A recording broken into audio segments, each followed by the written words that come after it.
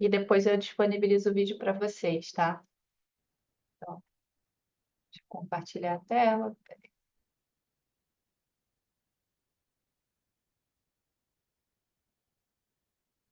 Bom, na aula passada a gente começou a ver, né, sobre lógica de programação e hoje a gente vai começar a mexer aqui nos primeiros passos com Python.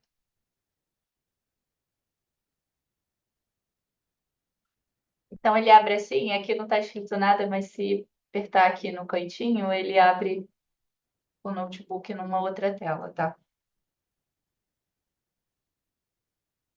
Então, finalmente vamos falar de Python, né? Então aqui tem uma breve ilustração, né, da timeline que representa basicamente a evolução tecnológica. Então, a gente pode dizer aí, né, que a programação começou aí com o uso do ábaco, né? Então, está falando aqui no século V antes de Cristo. Forçar um pouco a barra, que isso era o computador, né? Mas foi a introdução aí do pensamento lógico que a gente tem. Depois, no século XVII, veio a régua de cálculo, então, que é considerado, né, o primeiro instrumento analógico de contagem. E aí, estamos falando aí da década de 50, vieram os primeiros computadores, né, onde a gente tem aqueles computadores enormes, muito grandes, muito lentos, mas que é, já eram operacionais, já faziam alguns cálculos. A segunda geração de computadores, a gente estaria na década de 60, eles ainda muito grandes. E temos a terceira geração dos computadores, que é classificada ali até 1975, né? Já é basicamente do tamanho de um desktop hoje, né? E a quarta geração, de 75 até os dias atuais, onde a gente tem já os notebooks, os nossos computadores agora, né? E aí talvez a gente chegue aí, talvez já estejamos vivendo a quinta geração, com a parte dos computadores quânticos, por exemplo. Boa tarde, Érica e Tamara. Então, se puderem deixar a câmera ligada, eu agradeço.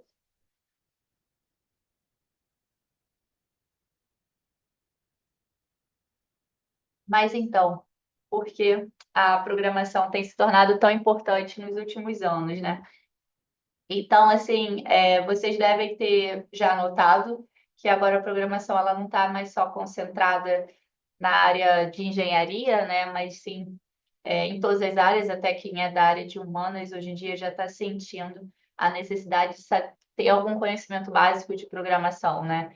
Então, talvez se fosse comparar, ainda a gente não chegou nessa fase, mas da mesma forma que você tem um conhecimento em Excel, ele é valorizado, ele é exigido no mercado, hoje em dia você tem um conhecimento básico de programação, isso já está sendo exigido para muitos cargos do mercado de trabalho.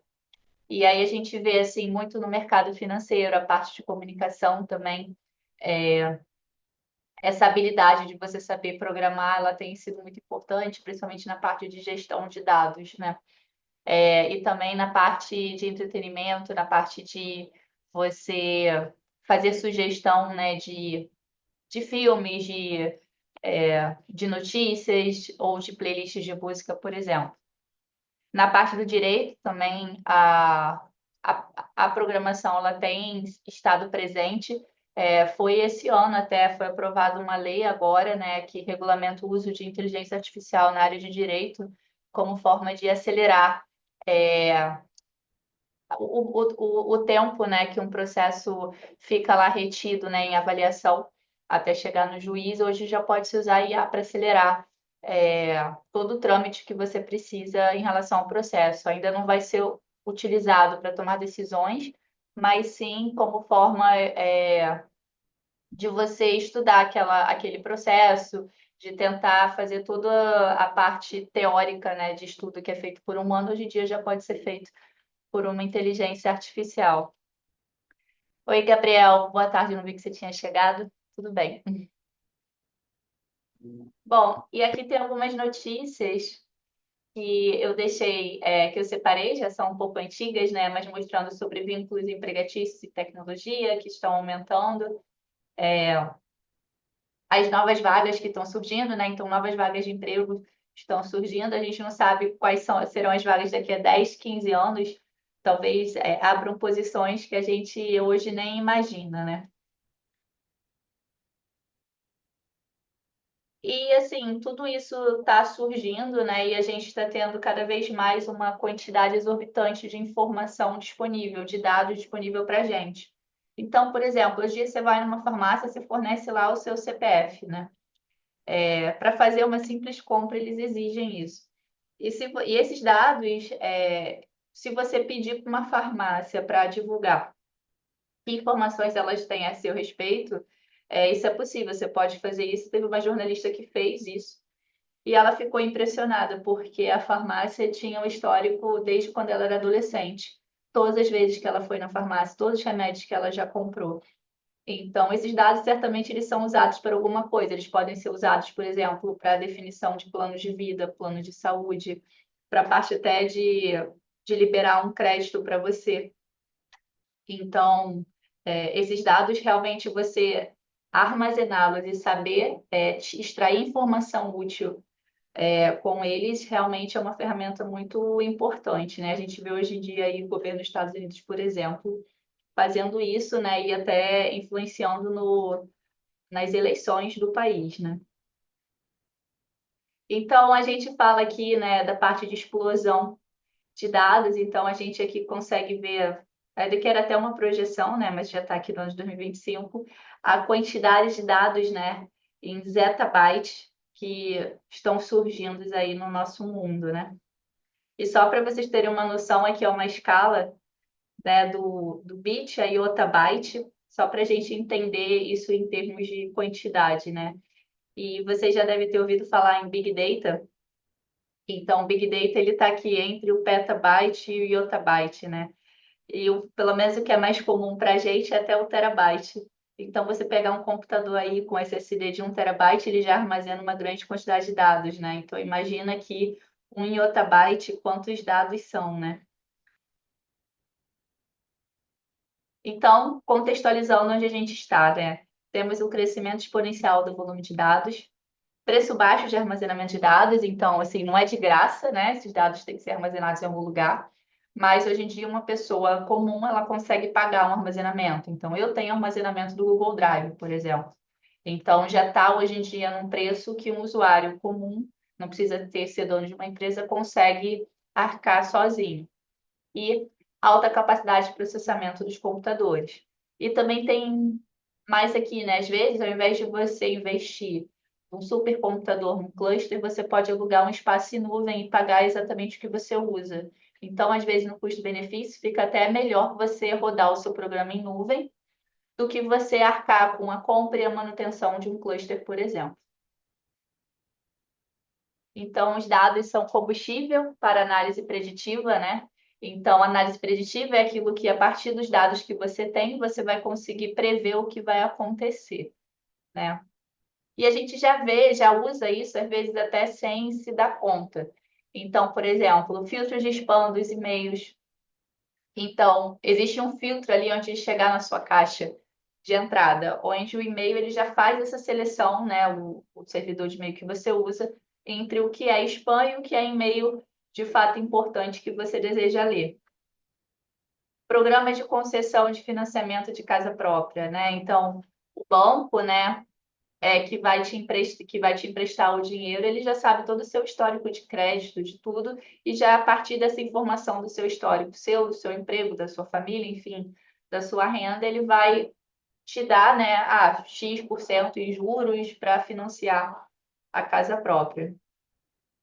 Padrões de reconhecimento de voz e imagem, né? Então, por exemplo, aqui no Rio a gente tem vários fotógrafos que ficam aí na cidade tirando foto das pessoas correndo, né? Então, na praia, no Aterro do Flamengo, na Vista Chinesa, e aí essas fotos vão para um site chamado Banlec. E só que um fotógrafo ele tira, sei lá, 1.000 fotos por dia. Aí, se você entra lá no site do Banlec e você procura o local onde você estava naquele dia, você bota a sua foto lá e ele já filtra e já reconhece todas as fotos que foram tiradas suas naquele dia. Então, isso já está já sendo usado por sites comuns. Seguro de vida foi o que eu te falei, né? Então, por exemplo, você tendo as informações, todos os remédios que você compra, a empresa, né, que fornece seguros de vida, ela pode fazer uma previsão. Ah, essa pessoa já está doente, não está doente, ela tem uma predisposição a desenvolver certa doença. E aí, para te vender um seguro de vida. Detecção de fraudes em cartão de crédito, controle de voos e ferramentas de busca na internet. E hoje em dia essa questão da ferramenta de busca já está ficando bem séria, né? Porque se você faz uma pesquisa hoje em dia no Google, não é igual quando você fazia há 5 anos atrás. A maioria dos sites de resposta já são sites gerados por IA, né? Não são sites verdadeiros mais. E está tendo uma tendência de você trocar esses sites de busca hoje em dia por fazer pesquisa no chat GPT ou em uma outra IA generativa. Então, a gente está vivendo esse momento de transição, né?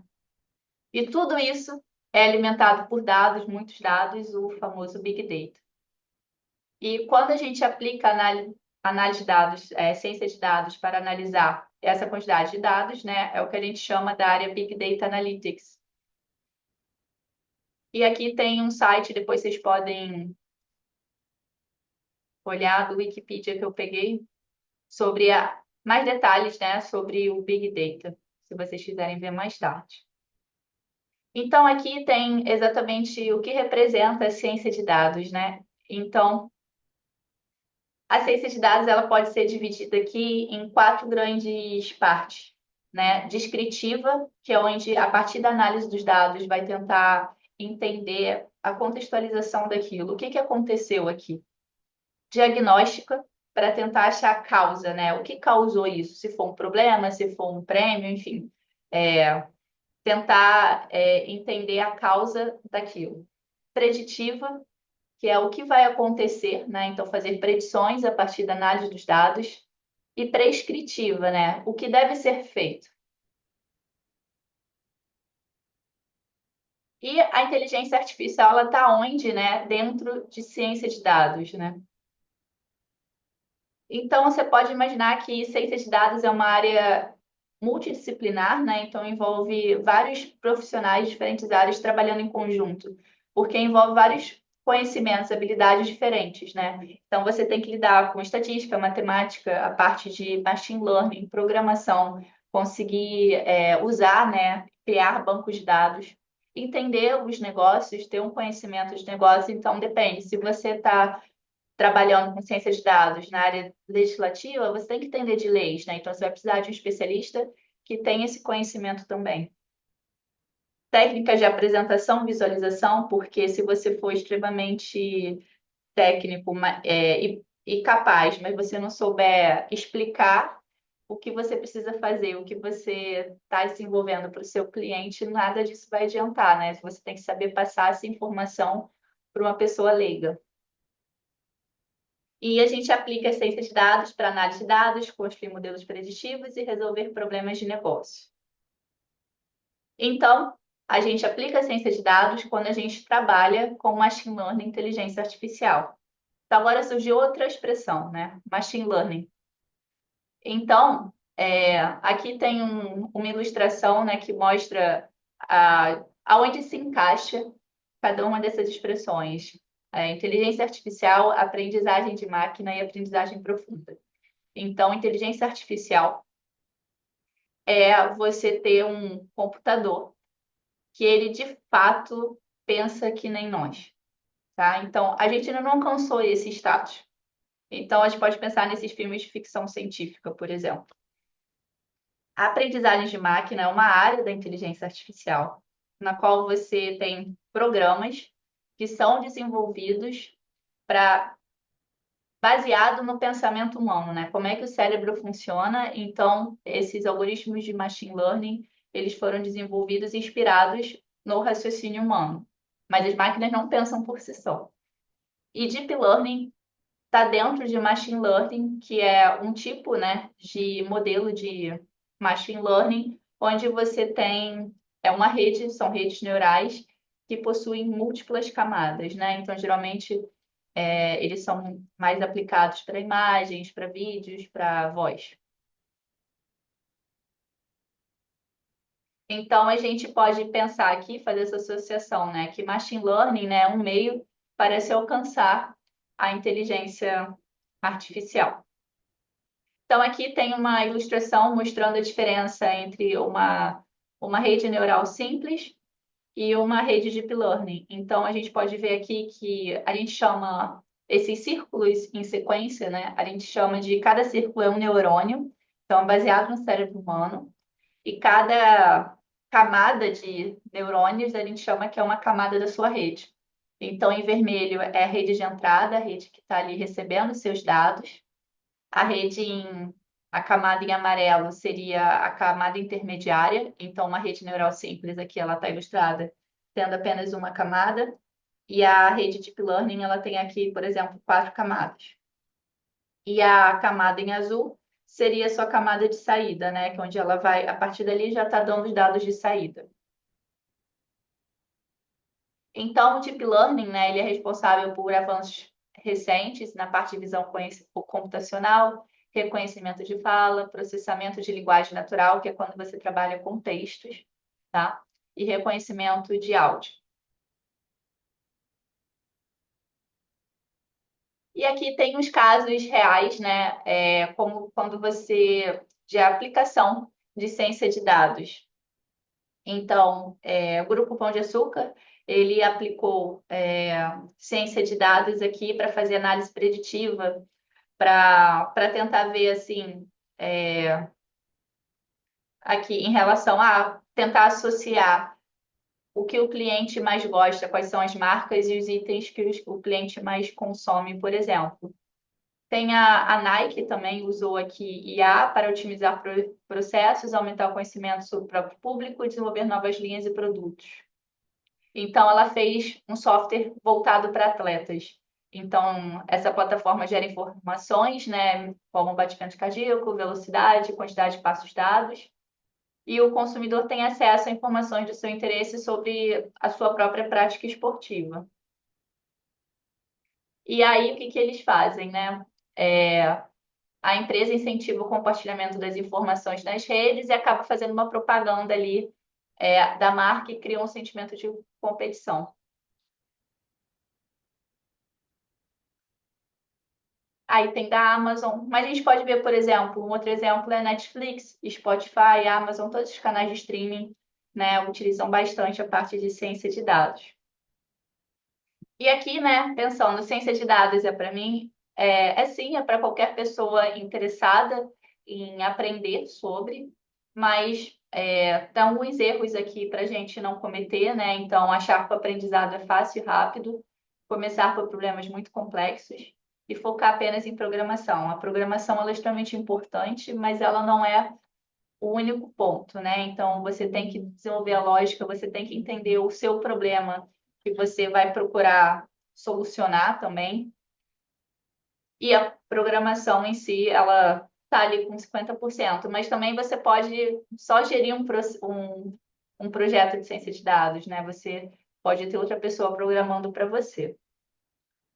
E por onde começar, né? Então, o objetivo aqui nosso não é ainda, enfim, não dá tempo da gente aplicar IA, mas o objetivo nosso é sair da disciplina com um projetinho de ciência de dados, tá? Então, a gente vai entrar aos poucos na parte de Python. Na aula passada, a gente já viu sobre lógica de programação. E hoje a gente vai começar a usar o Google Colab. Então, aqui, por que o Python, né? Comparado com outras linguagens, é uma linguagem fácil de aprender. Ela é muito mais simples que linguagens de baixo nível, então ela, na verdade, o Python, quando eu vejo, é como se você programa bastante, né, tipo, quase que diariamente, acaba que o Python é uma outra forma de escrever, né? Então ele é muito intuitivo. E hoje também, com a ajuda das IAs generativas, né, fica mais fácil ainda você aprender Python, porque se você lembra mais ou menos, você sabe mais ou menos como estruturar o código que você quer, você pode fazer uso do chat GPT para ele estruturar um código para você e você corrige. Quase sempre ele erra, tá? Então, assim, por isso que é importante você entender o que você está pedindo e nunca confiar 100% só no chat, mas de fato ele ajuda bastante, tá? É a linguagem mais utilizada na área de ciência de dados. O Python está ali disparado no ranking 1. O R também é muito utilizado, mas vocês vão ver que o R e Python são bem similares. Só que o R ele é muito voltado para a parte de estatística. Ele tem umas bibliotecas já prontas da parte de estatística que o Python ainda não tem. Eu acho que daqui a pouco vai vir uma pessoa e vai desenvolver. Mas para você fazer os mesmos cálculos em R na parte estatística se você fizer em Python, você vai demorar um pouco mais. E o R ele é mais voltado assim, até permite que você faça projetos em grupo, mas o Python tem mais facilidade para isso. E geralmente em projetos de data science, o Python é bem melhor para você trabalhar em equipe. O Python se tornou muito famoso inicialmente por conta de uma biblioteca chamada PyCUDA, que era onde ele possibilitou você fazer programação em paralelo em placa de vídeo, então isso acelerou bastante vários códigos, né? Principalmente códigos que você trabalha com loops. E depois ele ficou também muito mais utilizado por conta da IA, né? De programas de machine learning. Então, você tem, hoje em dia, se você não é da área que desenvolve um novo algoritmo de machine learning, você vai ser uma pessoa que vai buscar olhar o que já tem disponível em Python e aplicar nos seus problemas. Então, por exemplo, eu sou da área de engenharia química. Então, até o presente momento, eu não tive a necessidade de desenvolver uma nova IA, né? Um novo modelo de machine learning. Todos os problemas que eu trabalho eu vou tentar aplicar algum modelo que já existe, fazer comparação de modelos para resolver esse problema que eu lido. E geralmente isso tem funcionado bastante. Então, assim, a minha inovação não está no modelo em si, ela está na aplicação desse modelo. E é isso que eu vejo muito na maioria das áreas, tá? Eu vejo muito desenvolvimento de novos modelos de machine learning para a área de computação, né? Obviamente, elétrica, e na área médica. Para a área médica, assim, é absurdo o quanto que o machine learning evoluiu, né? Então, para você conseguir fazer algo inovador, acaba exigindo, às vezes, que você crie uma nova IA. IA não, eu estou falando IA, mas é machine learning. A comunidade em Python ela é altamente solidária, então você tem aí plataformas como a Kaggle, você tem o Stack Overflow, que tem fóruns de discussão e de ajuda, né? O GitHub. Então, sempre você vai achar suporte na internet para responder a sua dúvida. É uma linguagem multiplataforma, né? Então, da mesma forma que você vai programar em Linux, vai programar no Mac, vai programar no Windows. Orientado a objeto, eu acho isso o máximo, porque em Python você faz tudo. Eu programava antes em C e Fortran e eu tinha vários problemas para gerar gráficos, gerar interface. Eu acho o máximo a gente fazer tudo numa linguagem só. Então, eu faço back-end, front-end, tudo em uma única linguagem. Então, eu acho isso muito bom. É uma linguagem de alto nível, tá? Então, o que torna ela mais simples para programação, porém ela acaba sendo mais devagar, né? Então, hoje em dia tem bibliotecas que você consegue, dependendo do tipo de código que você tem, você consegue acelerar o seu código tão rápido ou até mais rápido com a linguagem baixo nível. Mas dependendo assim da complexidade, às vezes é só você botar uma linha de código, e às vezes você tem que modificar o seu código ABS. Então, depende de cada caso. E aí, o passo um, né, para começar a programar, a gente vai fazer isso aqui, mas eu deixei aqui só para vocês verem o IBM Develop Skills Network e o Google Colab. São plataformas online de programação disponibilizadas de graça. Se você quiser baixar o Python no seu computador, eu recomendo utilizar o Visual Studio Code para programar ou o Jupyter Notebook, que é muito bom. Aí você pode baixar pelo pacote do Anaconda, que vem já com essas duas ideias.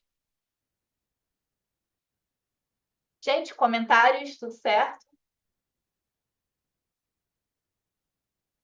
Então, beleza. Então, vou fechar aqui.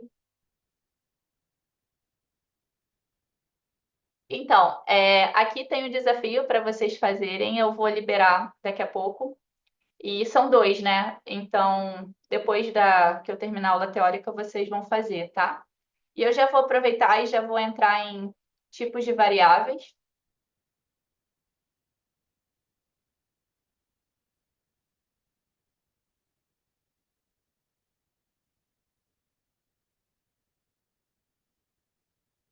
Então, só para a gente começar a programar um pouco, né? Não ficar hoje só na teoria.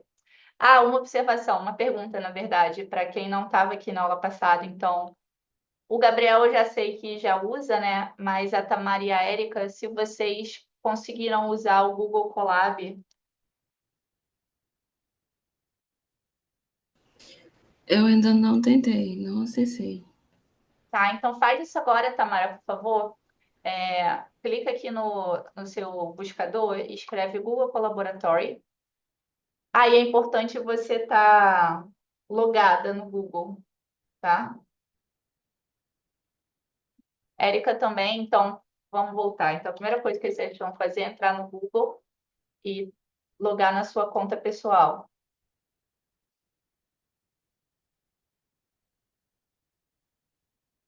E aí depois vocês vão tentar acessar o Google Colab.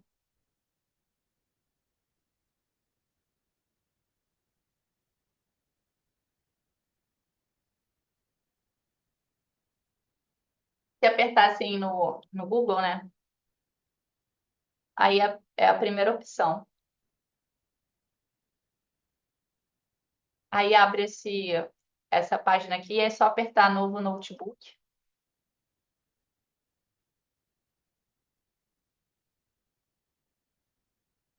O Google Colab, ele vai ser a ferramenta principal que a gente vai usar, então, na disciplina.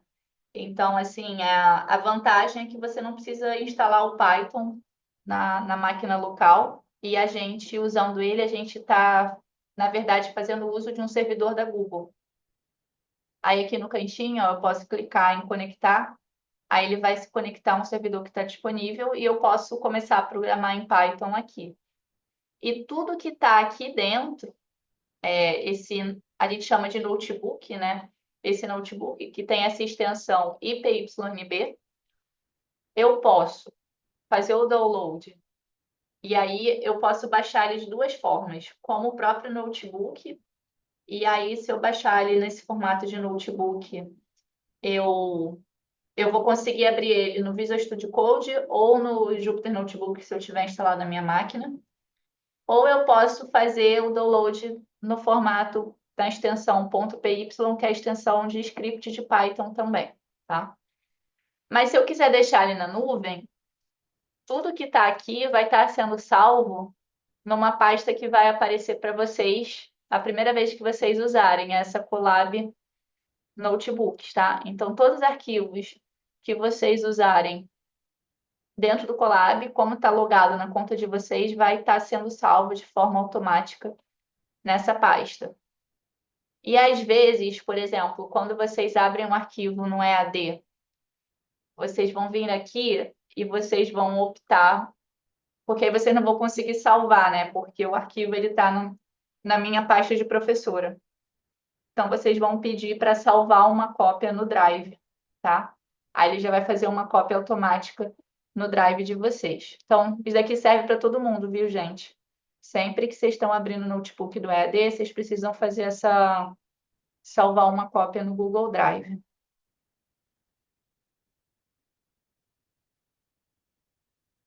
Deu certo? Deu Aqui deu certo. certo, sim, obrigada. Ah, ótimo. Perfeito. Então, só para fazer uma breve apresentação aqui do Colab, né? Isso aqui você programa em parte, tá? Então, vocês podem imaginar o Colab, toda essa página aqui, como se fosse um programa principal. Só que a vantagem aqui dele é que você pode adicionar células texto e células código, tá? Então, eu cliquei aqui uma célula texto e eu posso escrever aqui, conhecendo o Colab.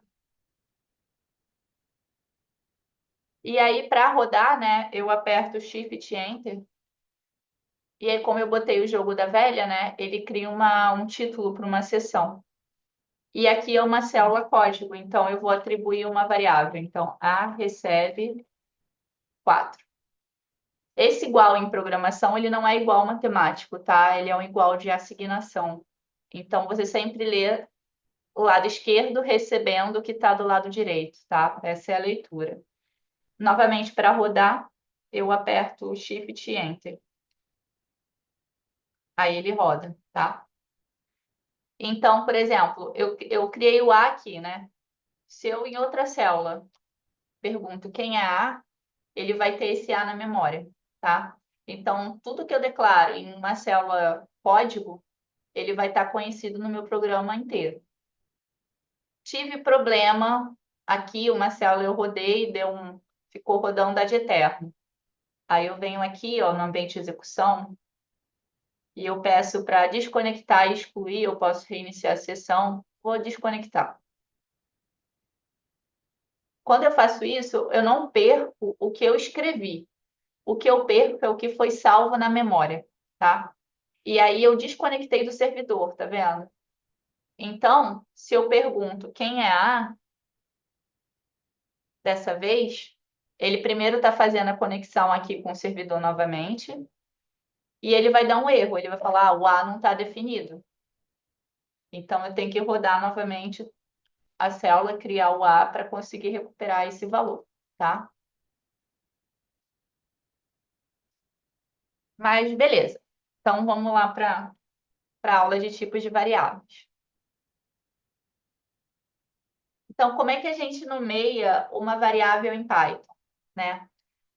A gente tem uma grande liberdade em Python, tá? Então, a gente pode botar praticamente qualquer nome. Só tem algumas pequenas regras.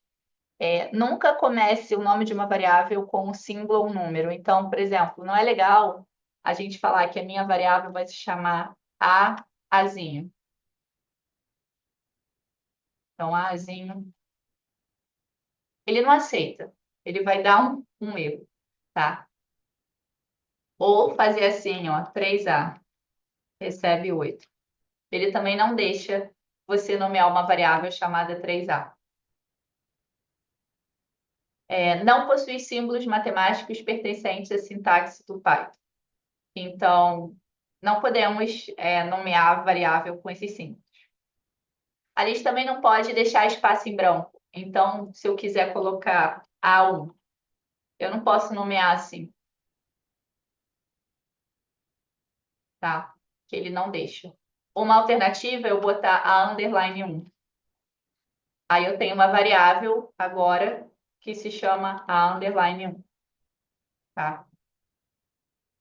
Então, sempre ficar atento a espaço. Não declarar o nome igual ao nome de alguma função reservada. Às vezes acontece, então, por exemplo, eu não posso criar uma variável chamada def. E aí eu já vou saber, porque tudo que é um nome reservado para função, o Python muda de cor, tá? Então, por exemplo, se eu não posso nomear uma variável if, porque o if já é usado para condicional, tá? É um nome reservado. Mas isso é mais difícil de você cometer porque você já vai perceber que ele está com uma cor diferente de preto, então você já vai saber que é um nome que você não pode fazer uso. E uma dica, né? Escolha nomes significativos. Então, assim, você tem que sempre, toda vez que você for programar, você tem que pensar que o seu código ele tem que ser compreendido não somente por você, ou ele ser compreendido por você daqui a 5 anos, né? Então, para facilitar, sei lá, se você está criando um código que vai dizer se o número é par ou ímpar, nomeie a variável par e a outra ímpar. Tipo isso, né? Coloque nomes que vão te associar ao que aquela variável representa, ao invés de botar y e x, porque isso vai facilitar o entendimento da sua função. Então, aqui no slide, a gente vê os tipos de variáveis que existem aqui para Python. Então, a gente chama de string tudo que for texto, tá? E tudo que é texto em Python, ele vai estar definido entre aspas. Então, você vê aqui, olá mundo. Então, se a gente vier aqui, eu posso botar aspas simples ou aspas duplas. Então, venho e escrevo Python. Python é uma string. E repare, eu rodei essa célula com Shift Enter e foi impresso Python. Toda vez que vocês rodam uma célula e algo é impresso, quer dizer que essa variável, esse valor não foi salvo em lugar nenhum. Então, eu não consigo reaproveitar ele, tá? Agora, olha a diferença. Eu vou escrever aqui embaixo. Vou rodar, Shift Enter. Nada foi impresso. Por quê? Porque Python foi guardado dentro da variável P. Agora, eu consigo usar Python, tá? E eu posso fazer essa definição tanto com uma aspas, quanto com duas aspas, né? Então, eu posso escrever que pp, ó, eu faço assim, ó, Python.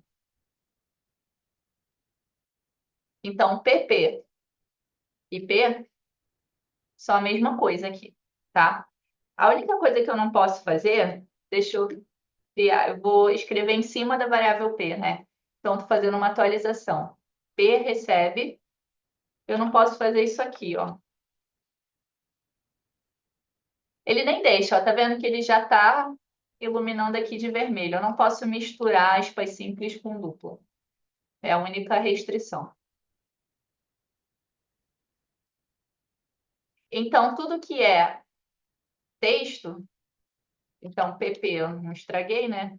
Vai ser classificado como string. Tem uma função em Python chamada type, que ela diz o tipo. Eita, deu algum problema aqui. Deixa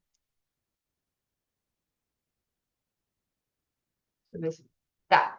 É o tipo da variável, né? Então, pp que guarda Python, ele está classificado como tipo string.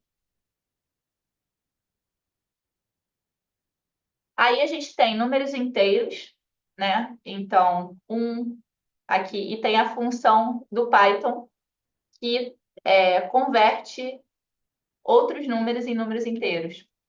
Como assim outros números? Eu posso ter uma variável string como número. Então, se eu fizer A mais um, ele vai dar erro.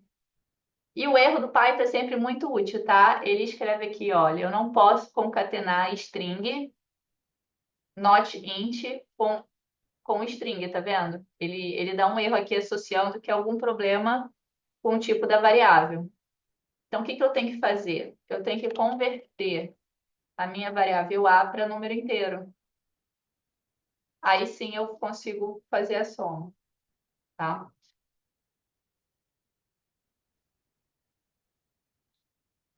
E aí eu tenho a função do número inteiro e eu tenho a função do número real, que é o float. A gente tem o tipo booleano, que ele vai falar true ou false. Então, por exemplo, true. Aí se eu botar a classificação type true e type false, é booleano. E o false em Python, ele é zero, tá? Ele representa o zero. Então, se eu fizer false mais false, ele fala que é zero. O true é 1, vai dar 1, tá? Então, o número 1, ele é verdadeiro. O número 0 é falso. Aí a gente tem os conjuntos, né? A gente vai ver isso, mas a tupla, ele é um conjunto que ele é definido entre parênteses e ele pode ser um conjunto com variáveis de diferentes tipos. E eu não posso, uma vez que eu defino a tupla, eu não posso modificar a tupla. A gente quase nunca vai usar tupla. Onde a gente usa tupla? Quando eu faço assim, olha, é, A e P. A resposta é uma tupla, tá? Então, eu posso definir aqui o B, vai ser um, true e A. Aí o B é uma tupla. Aí eu pergunto, quem é B? O tipo, né? Aí ele fala, é uma tupla. E aí, uma vez que está definida a tupla, eu não consigo tirar nenhum elemento de dentro desse conjunto e também não consigo substituir e não consigo adicionar, tá? É por isso que a gente não trabalha muito com ela, mas a gente vê bastante ela em saídas de função, quando a gente quer imprimir as variáveis, está programado no default do Python, que vai imprimir, não elas separadas, mas dentro de um conjunto, que é a tupla. Então, é mais para a gente saber o que é, né? A lista já não. A lista é um conjunto também que pode guardar elementos de diferentes tipos e a lista ela é mutável, tá? Então você pode ter tudo que você quiser dentro de uma lista. Sei lá, você pode ter uma lista dentro de uma lista e dentro dessa lista pode ter uma tupla. Então aqui tem um exemplo. A lista é muito útil para gente. Às vezes ela facilita bastante para armazenar alguma informação. Só que se você estiver trabalhando preocupado com memória, com velocidade de processamento, aí é mais indicado você trabalhar com vetor do que com a lista, tá? Porque justamente o fato da lista ela permitir que você armazene qualquer tipo de variável, isso tem um preço, né? O vetor não. O vetor, você só pode armazenar o mesmo tipo de variável dentro do vetor. Então, ele não vai aceitar mudanças, né? Então, você pega aqui uma lista, aí você define com colchete. Aí lista com números e com booleano. Então, se eu pego try lista, ele vai falar que é uma lista. Se eu quiser imprimir,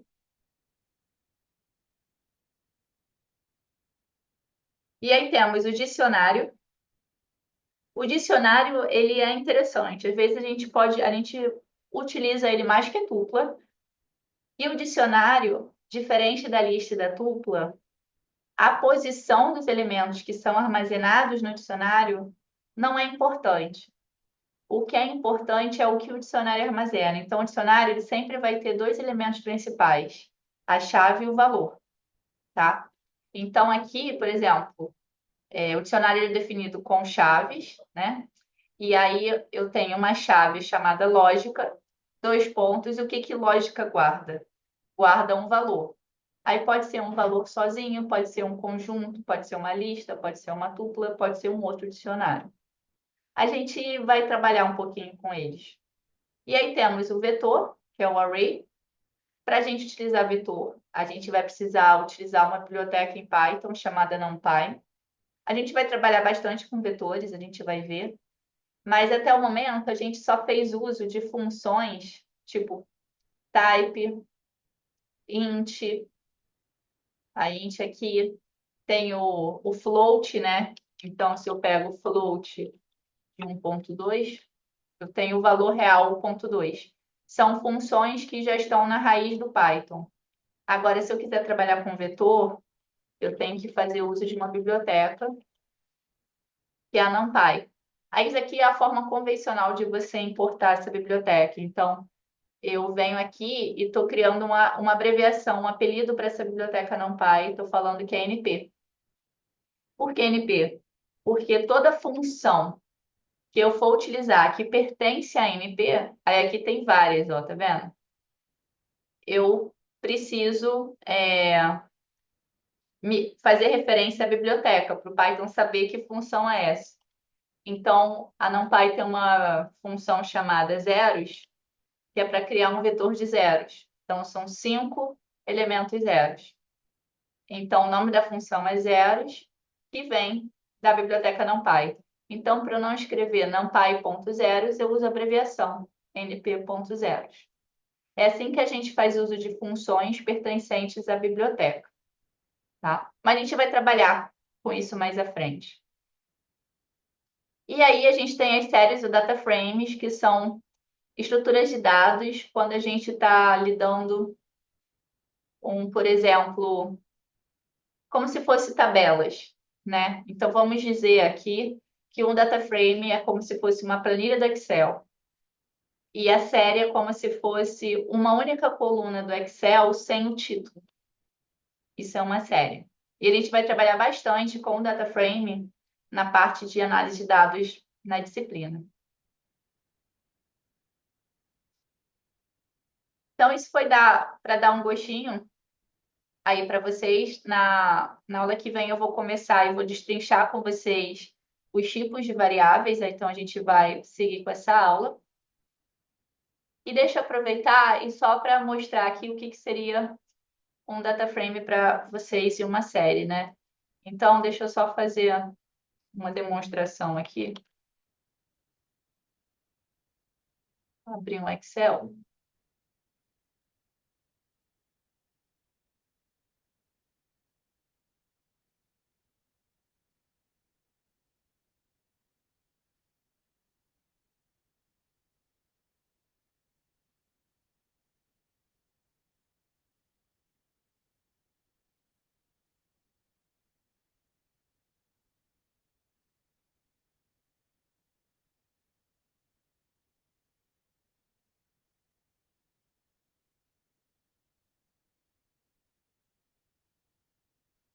Então, a gente tem aqui como se fosse essa planilha, tá?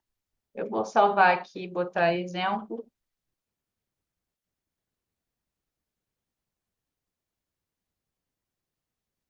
Salvar no download. E aí, lembrando, né? A gente aqui está usando um servidor, né, da Google, eu não estou usando minha máquina local. Então, eu vou fazer a leitura, eu vou passar esse arquivo que eu acabei de criar para o Google Colab. Então, cliquem aqui para fazer o upload e seleciono o elemento. Ele sempre fala, né? Ah, checa se esse arquivo está salvo em outro lugar, porque quando eu encerrar esse notebook ou a conexão for quebrada, eu perco isso, né? Então, aqui está o arquivo, tá? Então, se eu tirar essa aqui, eu não vejo, mas aqui está ele aqui. Passando o mouse aqui em cima, tem esses três pontinhos, eu vou escrever copiar caminho. E para fazer a leitura, a gente usa uma biblioteca chamada Pandas. E o apelido dela é PD. Esses apelidos podem ser qualquer coisa, tá? Mas acabou convencionando alguns nomes para as bibliotecas principais. E aí eu vou ler um arquivo em Excel. Então, para ler o arquivo em Excel, tem uma função, ó, read Excel, e eu colo o caminho que eu copiei. Isso aqui é um data frame. Então, é exatamente uma planilha, né? Que você vê uma tabela, onde o que ele faz? Ele já identifica de forma automática o nome das colunas e a referência de cada linha, né? A gente chama cada referência dessa de índice, em inglês index. E aí, por exemplo, se eu vou nomear isso aqui de data, e ele fala, se eu pegar type data, ele fala que é o tipo data frame. E aí, se eu pego data coluna A, aí ele aqui também, aqui ele vai ser um data frame de uma única coluna. Tem um jeito de eu tirar esse nome aqui, agora eu não lembro, deixa eu ver aqui. Porque ele aqui acho que também é um data frame. Deixa eu botar type. A série é exatamente isso, mas sem o nome da coluna. Ah, não, já é série, é. Então a série vai ser uma única coluna sozinha, tá? Então isso aqui vai ser uma série. Então só para vocês visualizarem, né? O que é um data frame em uma série. Que são, na verdade, os tipos de dados que a gente mais usa, né, quando a gente está trabalhando com ciência de dados. A gente usa bastante. A vantagem de trabalhar com data frame ao invés de trabalhar com uma tabela no Excel. Agilidade, né? Você consegue automatizar o seu código. É muito mais simples do que você programar em VBA. Ele não trava se você tem mais de 1 milhão de linhas, né? A velocidade é muito mais rápida. E são basicamente essas vantagens que eu vejo. É bastante vantagem, pelo menos para mim. Eu vou salvar esse notebook, eu estou tendo problema aqui para salvar automático, eu vou salvar e colocar ele lá no EAD, tá? Para vocês. Gente, dúvida, comentário, tá tudo certo? É muita informação, né? Porque a maioria do pessoal aqui já programa, né? Eu nem perguntei para Tamara se você já programava, Tamara. Não, e tem muito tempo que eu não mexo com o Python. Aham. Então, assim, o objetivo aqui, né, é a gente fazer o nivelamento da turma com essas aulas, tá? Então, o que você não entendeu, o que você achar que, explica melhor, pode interromper, pode falar, tá? E aí a gente faz no ritmo que vai se adequar à turma toda. Para a Érica também, viu, Érica? Você que também num programa. Então, o objetivo é que vocês consigam acompanhar bem a aula, tá? Então, beleza, pessoal. Olha só, então, para hoje.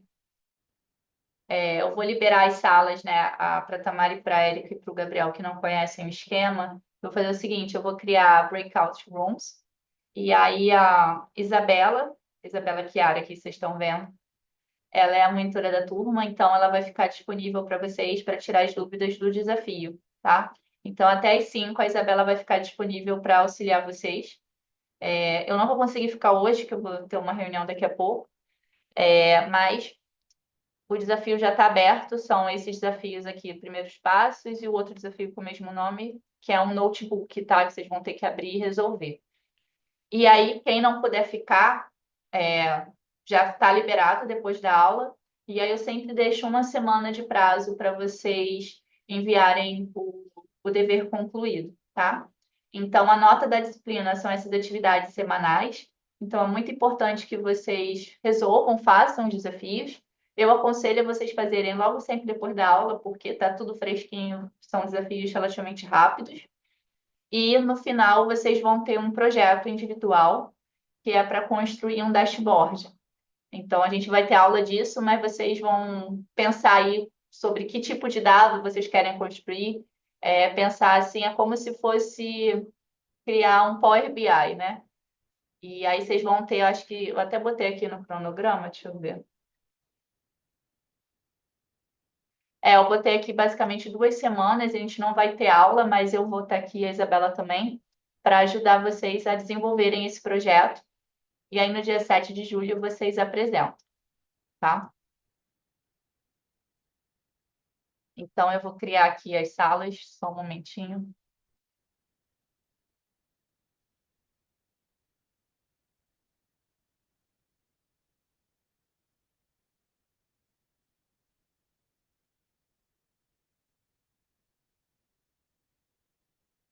Aí vocês podem entrar em qualquer uma das 3 salas disponíveis, podem ficar aqui também.